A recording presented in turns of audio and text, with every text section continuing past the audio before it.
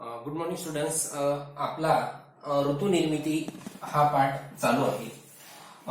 ऋतुनिर्मिती या पाठामध्ये आपण संपात स्थिती कशी होती ती पाहिली. आता संपात स्थितीच्या अगोदर पृथ्वी सूर्याभोवती परिभ्रमण करत असताना कधी कधी ती सूर्याच्या जवळ असते, त्याच्यामध्ये जास्त फरक पडत नाही, कधी कधी लांब असते, त्याला उपसूर्य स्थिती अपसूर्य स्थिती म्हणतात.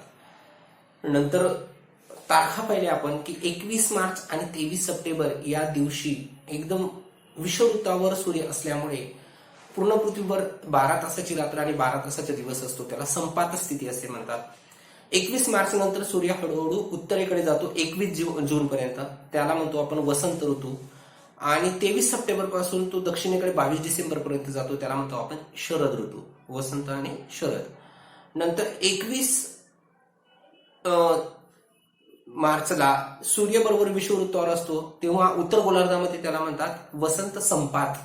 आणि 23 डिसेंबरला सूर्य हा बरोबर त्या ठिकाणी असतो विषुववृत्तावर, तेव्हा त्याला म्हणतात शरद संपात. वसंत संपात आणि शरद संपात असं त्याचं दोन नाव आहे. नंतर मग आयन दिन किंवा विषुव दिन जे असतात त्याच्यामध्ये फक्त एखाद्या दिवसाचा फरक पडू शकतो, ती आपण त्याला म्हणतो लीप वर्षामुळे, पण त्याच्यामध्ये जास्त फरक पडत नाही. त्या आकृत्यावरून आपण प्रश्नांची उत्तर पाहिली होती. आता आपल्याला त्याचा पुढचा भाग बघायचा आहे, थोडासा किचकट पाठ आहे, व्यवस्थित लक्ष द्या. तर भौगोलिक स्पष्टीकरणामध्ये असं म्हटलेलं आहे की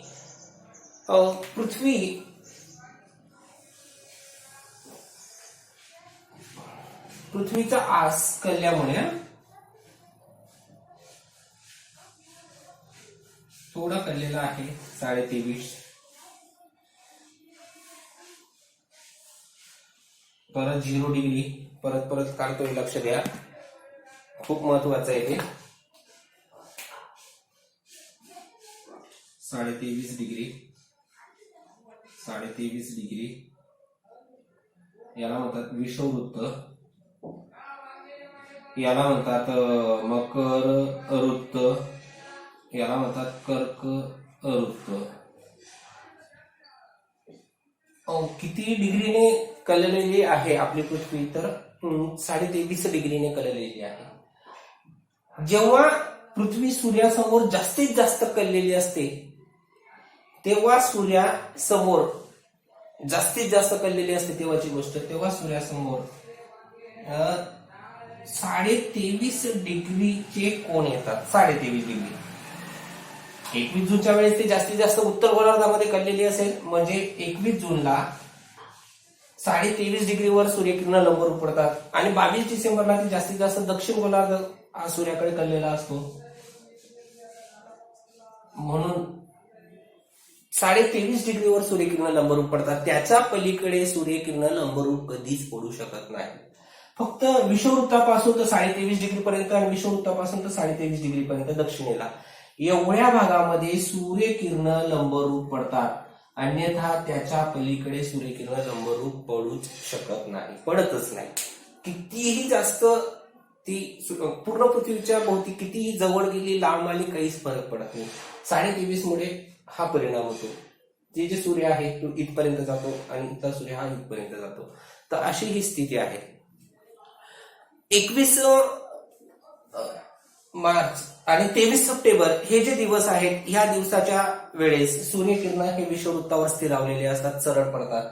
आणि 21 जूनच्या वेळेस हे सूर्यकिरण कर्कवृत्तावर सरळ पडत असतात आणि 22 डिसेंबरच्या वेळेस सूर्यकिरण मकर वृत्तावर सरळ पडत असतात, लंबरूप पडत असतात. म्हणून 21 जून आणि 22 डिसेंबर ह्या ज्या दोन तारखा आहेत, 21 जून आणि 22 डिसेंबर, या तारखांना आयन दिन, या तारखांना आयन दिन, जसं आपण याला म्हणलं होतं संपात दिन, तर विषुव दिन असं नाव पण होतं यांना, विषुव दिन आणि संपात दिन. परंतु 21 जूनला आणि 22 डिसेंबरला आयन दिन असं त्यांना नाव देण्यात आलेलं आहे. कारण 21 जूनला सूर्यकिरण बरोबर विषुववृत्तावर सरळ पडत असतात आणि 22 डिसेंबरला सूर्यकिरण बरोबर मकर वृत्तावर सरळ पडत असतात, म्हणून 22 डिसेंबरला आणि 21 जूनला आयन दिन असं नाव देण्यात आलेलं आहे.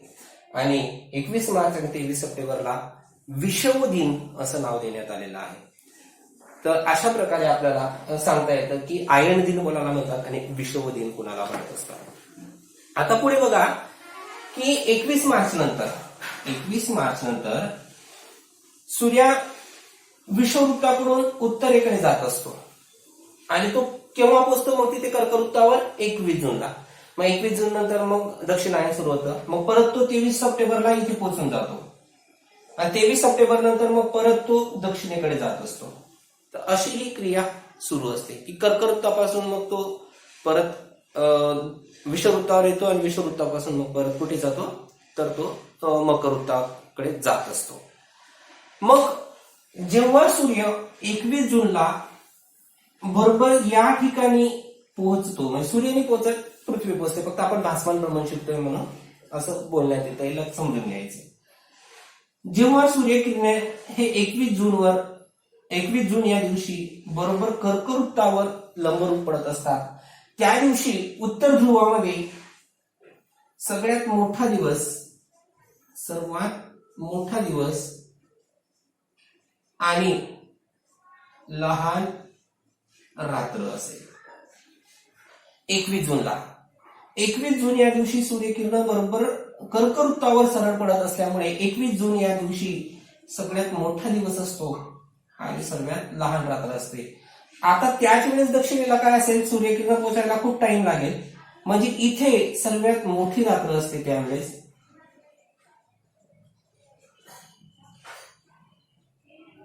आणि इथे दिवस लहान असेल, उलटी स्थिती. आता आपण इकडे बघू, मग सूर्य जेव्हा दक्षिण दिशेला 23.5 डिग्रीवर येतो म्हणजेच मकरवृत्तावर येतो केव्हा 22 डिसेंबरला. आता भारत इथे मग आपण म्हणतो की 22 डिसेंबर ही भारतातली सगळ्यात मोठी रात्र आहे. म्हणजेच काय की या ठिकाणी मोठा दिवस होऊन जाईल आणि रात्र लहान होऊन जाईल, परंतु या ठिकाणी काय होईल मग उलट होईल. इथे लहान दिवस होऊन जाईल आणि मोठी रात्र होऊन जाईल. अशा प्रकारे उलटी परिस्थिती आहे. जेव्हा सूर्य 21 जूनला असतो तेव्हा उत्तर गोलार्धामध्ये सर्वात मोठा दिवस असतो आणि लहान रात्र असते, तेव्हाच दक्षिण गोलार्धामध्ये सर्वात लहान दिवस असतो आणि मोठी रात्र असते. परंतु 22 डिसेंबरला, आता 22 डिसेंबर म्हणजे हिवाळा आहे आपल्याकडे, म्हणजे मोठी रात्र होऊन जाते आणि लहान दिवस होऊन जातो आपल्याकडे, आणि या ठिकाणी मोठा दिवस होऊन जातो आणि लहान रात्र होऊन जाते. म्हणजेच ज्या वेळेस उत्तर गोलार्धामध्ये उन्हाळा असतो त्यावेळेस दक्षिण गोलार्धामध्ये हिवाळा असेल, आणि ज्या वेळेस दक्षिण गोलार्धामध्ये उन्हाळा असेल त्यावेळेस उत्तर गोलार्धामध्ये हिवाळा असेल, अशी उलटी परिस्थिती. अशा प्रकारे ऋतूंची निर्मिती ही होत असते. पण एक लक्षात घ्या, 23 सप्टेंबर आणि 21 मार्चला तो समान असतो. 21 मार्च नंतर तो 21 जून उत्तरेकडे सरकतो, उत्तरेकडून सरकल्यानंतर त्याचं दक्षिणायन सुरू होतं. 23 सप्टेंबरला बरोबर विषुववृत्तावर पोहोचतो, विषुववृत्तापासून परत तो 22 डिसेंबर पर्यंत दक्षिणेला जातो. ही क्रिया तर सतत चालू असते, म्हणजेच ऋतू निर्मिती तर होत असते. परंतु एक लक्षात घ्या, या कर्कवृत्ताच्या पलीकडे कधीही सूर्य जात नाही किंवा विषुववृत्ताच्या पलीकडे कधीही सूर्य येत नाही. पृथ्वीचा आज तेवढाच कललेला आहे, जर आडवा कललेला असता तर मग आला असता, परंतु तेवढ्याच कल्ले असल्यामुळे या कर्कवृत्ताच्या वर कधीही सूर्याची किरण लंबरूप पडत नाही किंवा दक्षिणेला कधीही लंबरूप पडत नाही. म्हणून तिथे काय होतं, आर्टिक वृत्तापर्यंत किंवा अंटार्क्टिक वृत्त, इथे आता आर्टिक वृत्त आहे 66.5चं आणि ते दक्षिणेला अंटार्क्टिक वृत्त आहे 66.5चं, तिथपर्यंत 24 तासाचा दिनमान असतो. परंतु आर्टिक वृत्तापासून तर ध्रुवापर्यंत म्हणजे 66.5 पासून तर ध्रुवापर्यंत, 66.5 पासून तर ध्रुवापर्यंत सूर्यकिरण हे कधीच लंबरूप पडत नाही, तिथे तिरकसच पडत असतात. एवढा तिरकस भाग आहे तो की त्या ठिकाणी आपल्याला 24 तासापेक्षा जास्त सूर्याचा कालावधी दिसू शकतो किंवा दिसू पण नाही शकत. आणि दक्षिण ध्रुवाला पण तसंच, अंटार्क्टिक वृत्त जेव्हा सूर्य दक्षिणेकडे येतो तेव्हा जास्त तासापर्यंत आपल्याला आकाशामध्ये सूर्य दिसू शकतो किंवा नाही पण दिसू शकत नंतर. म्हणून असं म्हणतात की उत्तर ध्रुवाला सूर्यकिरण आणि दक्षिण ध्रुवाला सूर्यकिरण पोहोचू न शकल्यामुळे त्या ठिकाणी जेव्हा उत्तरायण असतं तेव्हा 6 महिन्याचा दिवस उत्तर गोलार्धामध्ये आणि 6 महिन्याची रात्र असते, आणि दक्षिण गोलार्धामध्ये पण जेव्हा दक्षिणायन असतं तेव्हा 6 महिन्याचा दिवस असतो, आणि जेव्हा उत्तरायण असतं तेव्हा दक्षिण गोलार्धामध्ये 6 महिन्याची रात्र. म्हणजे एक लक्षात घ्या या ठिकाणी जेव्हा दिवस असेल, मग दिवस केव्हा असेल आपण आता व्यवस्थित बघू.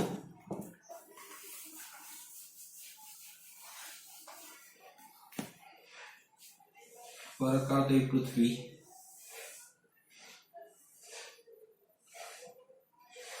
हे 23.5,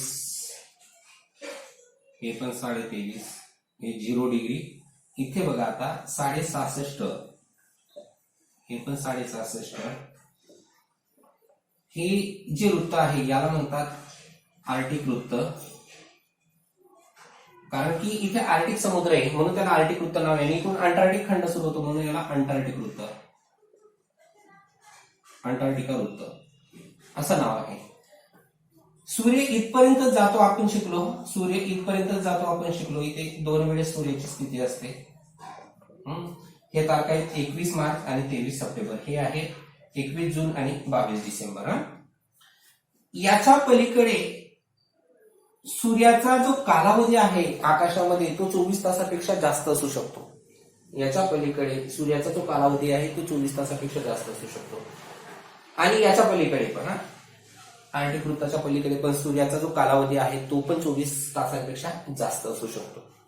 मग बघा 21 मार्च नंतर एप्रिल, मे, जून. 21 जूनला इथे पोहोचतो, जून नंतर जुलै, ऑगस्ट, सप्टेंबर, 23 सप्टेंबरला इथे येतो. म्हणजे 21 मार्च ते 23 सप्टेंबर या दिवशी उत्तर गोलार्धामध्ये उन्हाळा असतो. किती महिन्यापर्यंत? 6 महिन्यापर्यंत. 6 महिन्याचा दिवस म्हणतो आपण त्याला. इथे 6 महिन्याचा दिवस असतो.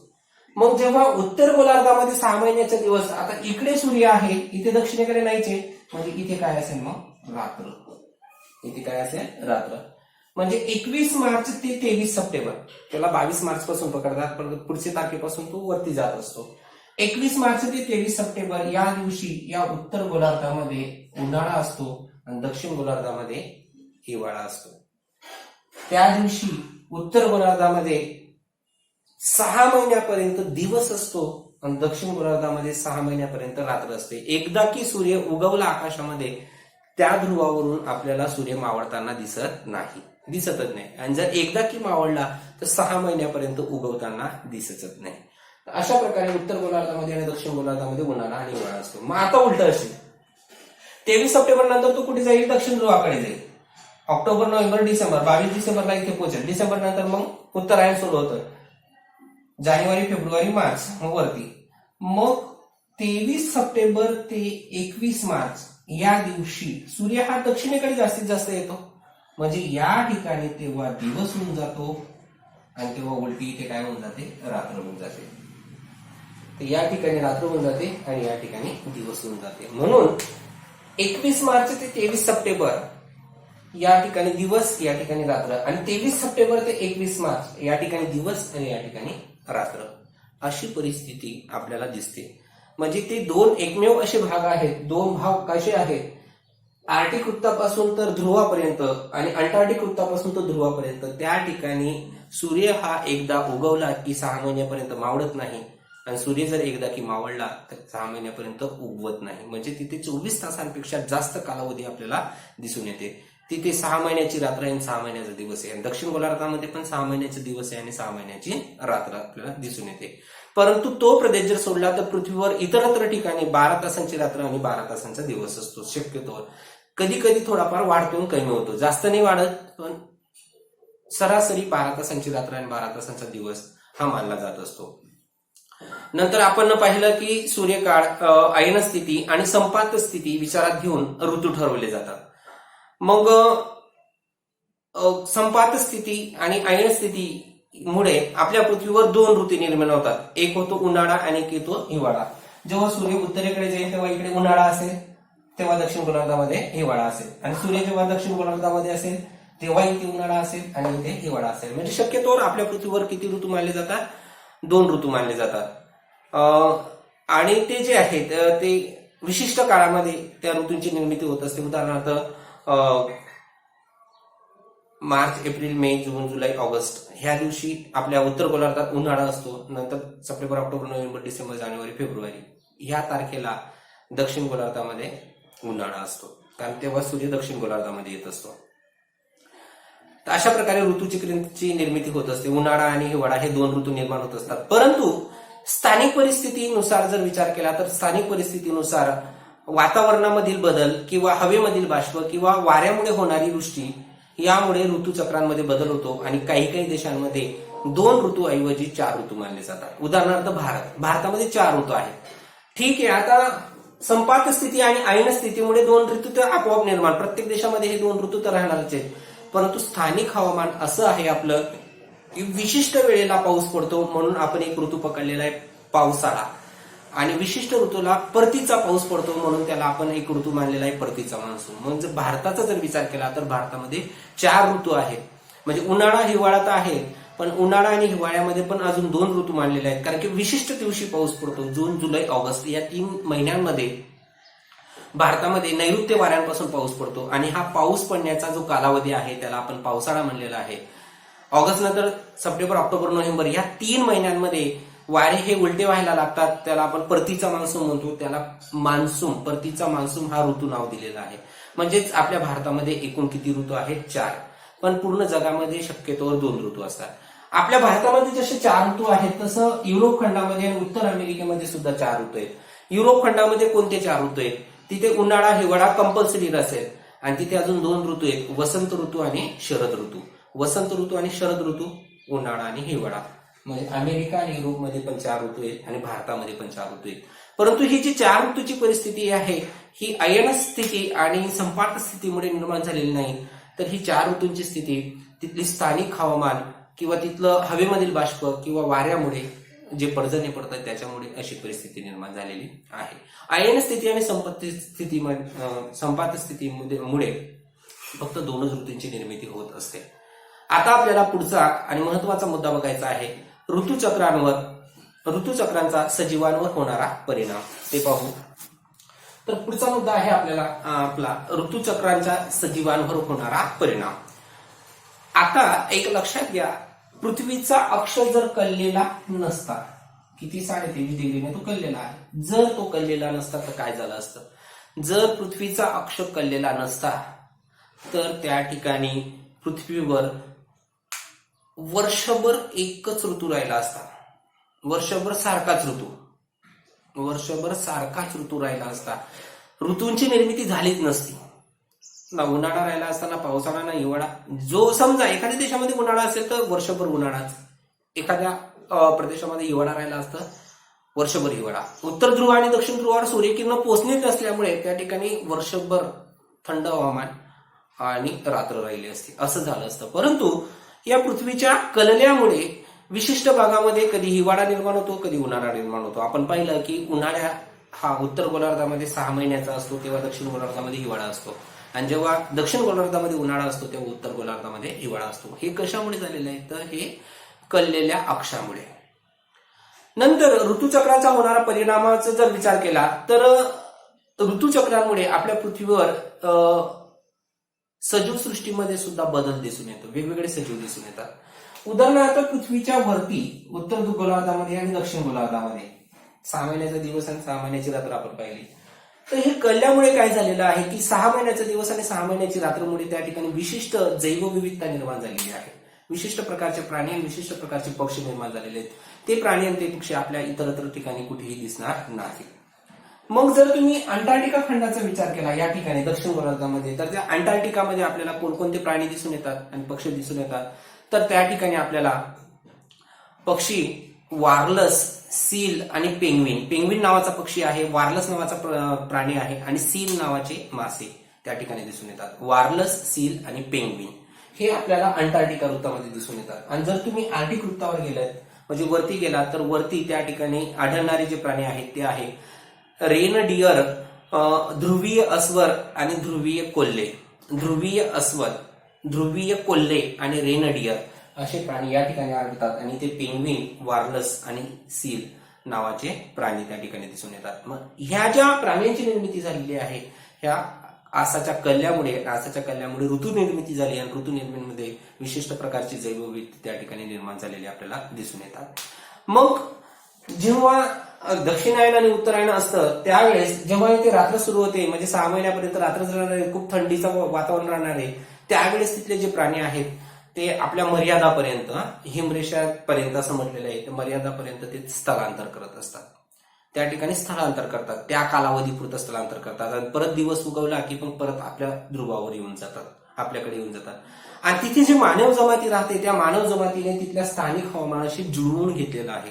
जर आपण त्या ठिकाणी गेलो, अंटार्क्टिका वृत्त किंवा आर्टिक वृत्ताच्या जवळ आपण गेलो तर आपण त्या ठिकाणी राहू शकत नाही. 1-2 दिवस आपल्याला चांगलं वाटेल नवीन परिस्थिती बघल्यामुळे, परंतु आपण पूर्ण जीवन तिथे जगू शकत नाही.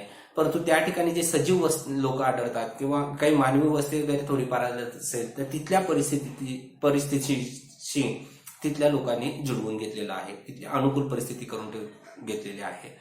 जर तुम्ही ऋतूंचा विचार केला तर ऋतूंचा फळांवर सुद्धा परिणाम होतो. म्हणजे विशिष्ट ऋतूमध्ये विशिष्ट फळं येतात, तर हे ऋतूचक्रांमुळे झालेलं आहे. त्याचा परिणाम फळांवर पण झालेला आहे, शेतीवर झालेला आहे. उदाहरणार्थ कापूस, ज्वारी वगैरे हे जे पिकं आहेत आपण उन्हाळ्यामध्ये घेताना दिसतो आणि गहू किंवा इतर पिकं आपण हिवाळ्यामध्ये घेताना दिसतो. मग हे पिकांचं उत्पादन का बदललं? ऋतूमुळे बदललं. आणि समजा जर कधी ऋतूच राहिले नसते तर मग जे पीक घेतलं जातं ते वर्षभर तेच पीक, दुसरं पीक आपल्याकडे आलंच नसतं. कारण हिवाळ्याच्या वेळेस गहू येतो, गहूला जर कधी खूपच जास्त ऊन लागलं तर ते पीक खराब होऊन जातं, जळून जातं, मग गहू आपल्याला खायलाच भेटला नसता. मग भारतामध्ये हे सगळ्या प्रकारचे पिकं किंवा वेगवेगळ्या प्रकारचे फळं का? आता उन्हाळ्यामध्ये तुम्हाला आंबा खायला भेटतो, पण हिवाळ्यामध्ये आंबा खायला भेटतो का? नाही भेटत. म्हणजेच काय की हे जे ऋतूचक्र आहे, हे ऋतूचक्रामुळे आपल्या सगळ्या सजीवांवर त्याचा परिणाम झालेला आहे.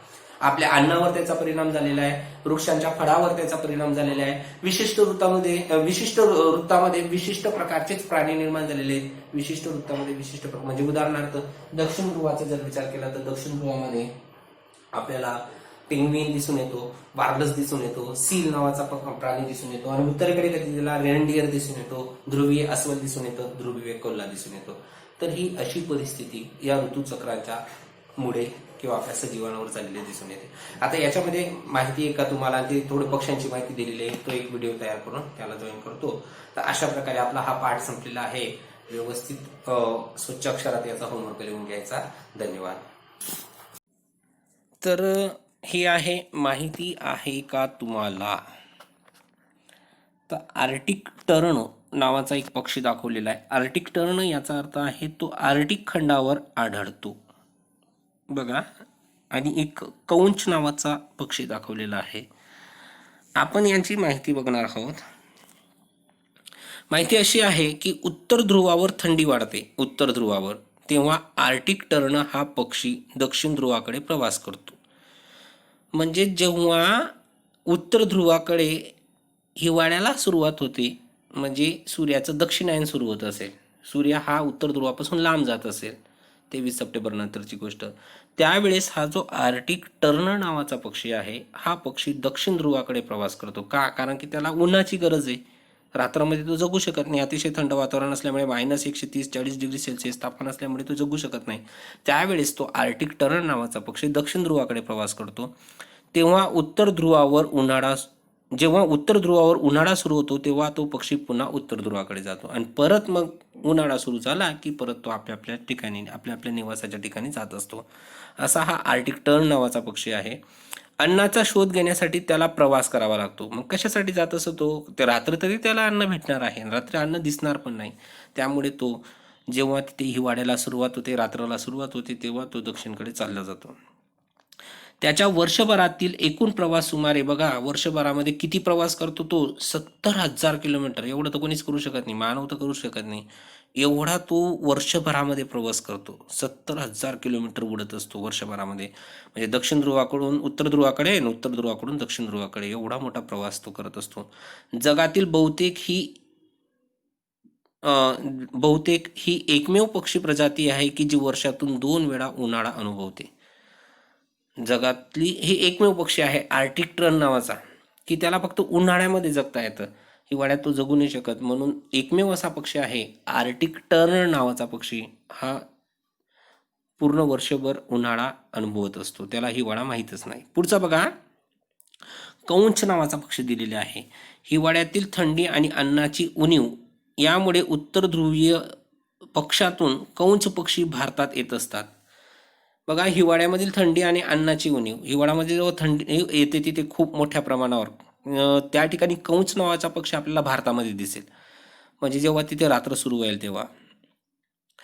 अ, त्यांचे स्थलांतर सुमारे 8 ते 10 हजार किमीचे असते. हा आर्टिक टर्नपेक्षा कमी प्रवास करतो, कारण की याचं 70,000 किलोमीटर आणि हा कंच नावाचा पक्षी 8 ते 10 हजार किलोमीटर एवढा प्रवास करतो. भारतात उन्हाळा सुरू झाला की हे पक्षी पुन्हा उत्तर ध्रुवाकडे जातात. परत तिथे उन्हाळा सुरू व्हायला लागला भारतात की मग ते परत उत्तर ध्रुवाकडे निघून जातात. अशा प्रकारे या दोन पक्ष्यांचं जीवन आपल्याला सांगता येतं. जरा विचारकारामध्ये विचारलेलं आहे, सांगितलेलं आहे. भारताच्या बाबतीत ऋतुचक्रांच्या सजीवांवर कोणता परिणाम होतो हे शोधा.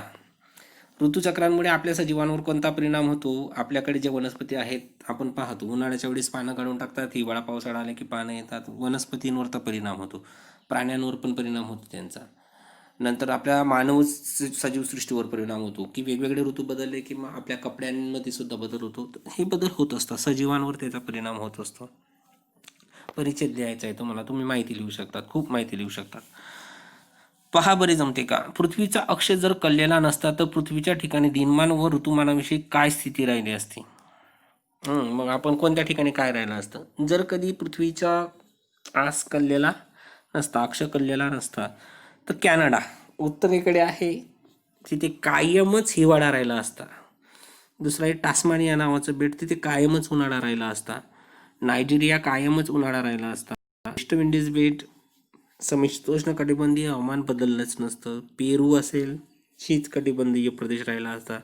बोर्निया बेट म्हणजे या ठिकाणी एकदा की ऋतू सुरू झाला तर त्या ऋतूंमध्ये बदलच झाला नसता. आपल्या भारतामध्ये बघू आपण, भारताचं जो अक्षरवृत्तीय विस्तार आहे तो 8 पासून तर 37 पर्यंत आहे. मग भारतामध्ये समशीतोष्ण कटिबंध हवामान आहे, एकच प्रकारचं हवामान राहिलं असतं भारतामध्ये, उन्हाळा हिवाळा अशा ऋतू राहिला नसता. जरे डोके चालवामध्ये परत प्रश्न विचारलेला आहे, जम्मू काश्मीरची उन्हाळ्यातील राजधानी श्रीनगर तर हिवाळ्यातील राजधानी जम्मू असते, याचे मागचे कारण काय. तर हे पृथ्वीचा अक्ष जो कललेला आहे उन्हाळा आणि हिवाळा याचा परिणामामुळे. आता जम्मू काश्मीरमध्ये उन्हाळ्याची राजधानी श्रीनगर, उन्हाळ्यामध्ये, कारण की त्यावेळेस बर्फ वगैरे राहत नाही, वितळून जातो म्हणून श्रीनगर, आणि हिवाळ्यामध्ये परत जम्मू होऊन जाते. तर ही उन्हाळा आणि हिवाळ्याचा परिणाम आपल्याला दिसून येत असतो. तर अशा प्रकारे आपला हा पाठ संपलेला आहे. या पाठावर व्यवस्थित अभ्यास करायचा, चांगल्या अक्षरामध्ये आपल्या नोट्स पूर्ण करायच्या. धन्यवाद.